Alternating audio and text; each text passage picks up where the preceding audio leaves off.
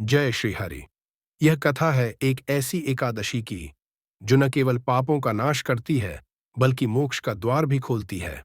अपरा एकादशी एक ऐसा पुण्य व्रत जिसका वर्णन स्वयं श्री कृष्ण ने धर्मराज युधिष्ठिर से किया है। तो आइए सुनते हैं यह दिव्य कथा श्री कृष्ण की वाणी से। युधिष्ठिर ने श्री कृष्ण से प्रश्न पूछा, हे मधुसूदन, कृपया बताएं, ज्येष्ठ मास के कृष्ण पक्ष की एकादशी कौन सी होती है? उसका क्या नाम है, क्या महत्व है और किस विधि से उसका व्रत करना चाहिए? श्री कृष्ण मंद मुस्कान के साथ उत्तर देते हैं, हे धर्मराज युधिष्ठिर, तुमने अति उत्तम प्रश्न किया है। ज्येष्ठ कृष्ण पक्ष की एकादशी को अब अपरा एकादशी कहा जाता है।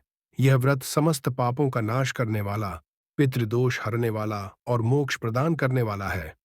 तो भक्तों, पंचांग के अनुसार इस वर्ष अपरा एकादशी तिथि प्रारंभ होगी 22 मई 2025 को रात 1:12 पर और समाप्त होगी 23 मई की रात 10:29 पर। व्रत रखा जाएगा 23 मई शुक्रवार को और पारण होगा अगले दिन 24 मई शनिवार प्रातः 6:01 से 8:39 के शुभ मुहूर्त में। तो आइए अब जानते हैं इसकी कथा के बारे में। श्री कृष्ण कहते हैं, हे राजन, प्राचीन काल में महीध्वज नामक एक धर्मात्मा राजा था, लेकिन उसका छोटा भाई वज्रध्वज बड़ा ही क्रूर, अधर्मी तथा अन्यायी था। वह अपने बड़े भाई से द्वेष रखता था।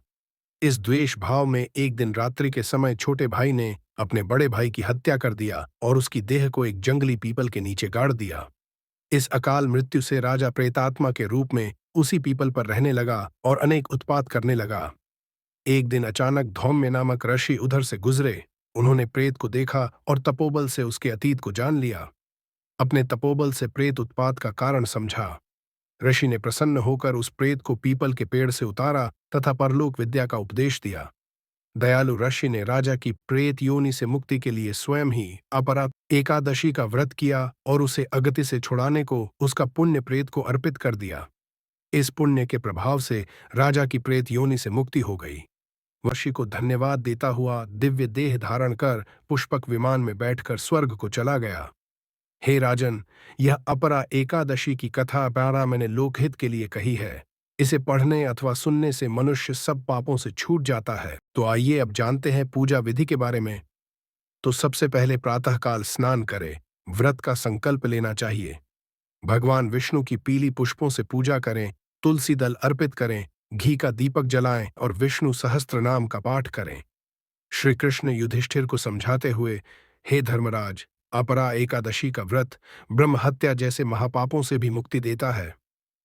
यह व्रत यज्ञ, दान और तीर्थ स्नान के समान पुण्यकारी है। जो इसे श्रद्धा से करता है वह दरिद्रता, मोह और क्रोध से मुक्त होता है। इस व्रत को जीवन में कभी न छोड़ो। तो आप सभी से निवेदन है, इस पावन अपरा एकादशी पर भगवान विष्णु की भक्ति करें, व्रत करें, कथा सुनें और अधिक से अधिक लोगों तक यह पुण्य कथा पहुंचाएं। जय श्री हरे। ओम नमो भगवते वासुदेवाय।